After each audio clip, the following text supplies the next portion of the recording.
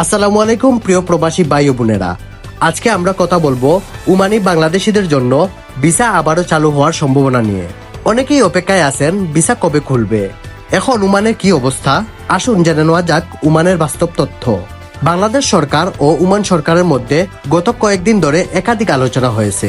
বিশেষ করে শ্রমবাজার আবারও চালু করার জন্য বাংলাদেশের পক্ষ থেকে জোরালো প্রচেষ্টা চালাচ্ছে।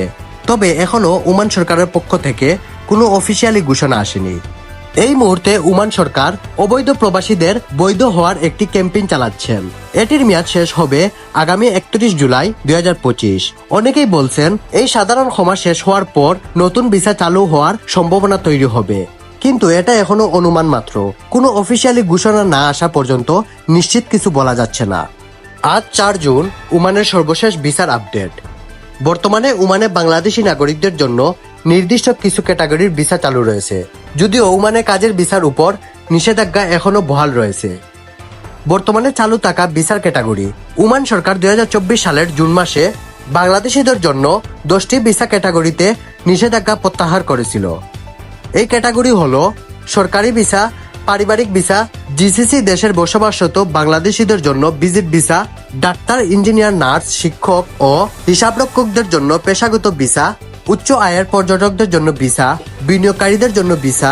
এই ভিসাগুলোর আবেদন ওমান ঢাকা দূতাবাসের মাধ্যমে গ্রহণ ও প্রক্রিয়াকরণ করা হচ্ছে, যা রয়্যাল পুলিশের সঙ্গে সমন্বয় করে পরিচালিত হচ্ছে। যেহেতু ওমানের অর্থনীতি এখন রিকভার করেছে এবং গালফ মার্কেটে নতুন শ্রমিকের চাহিদা তৈরি হয়েছে, তাই ভিসা চালু হওয়ার সম্ভাবনা একবারে উড়িয়ে দেওয়া যাচ্ছে না। বিশেষ করে হসপিটালিটি, কনস্ট্রাকশন, ক্লিনার ও রিটেল সেক্টরে প্রবাসীদের চাহিদা আবারও বাড়তে পারে। যারা ওমানে যেতে আগ্রহী তারা এখন কিছু কাজ করে নিতে পারেন। পাসপোর্ট ঠিকঠাক রাখুন, প্রয়োজনীয় ট্রেড সার্টিফিকেট জোগাড় করুন, ভেরিফাইড রিক্রুটিং এজেন্সি খুঁজে রাখুন, ভুয়া দালাল বা মিথ্যা প্রতিশ্রুতি থেকে সাবধান থাকুন। আপনারা কেউ যদি ওমানে বসবাস করে থাকেন বা ভিসা সম্পর্কে নতুন কিছু তথ্য জানেন, কমেন্টে জানাবে, এতে অনেকেই উপকৃত হবেন। ভিডিওটি শেয়ার করুন আপনার প্রবাসী ভাইদের সঙ্গে।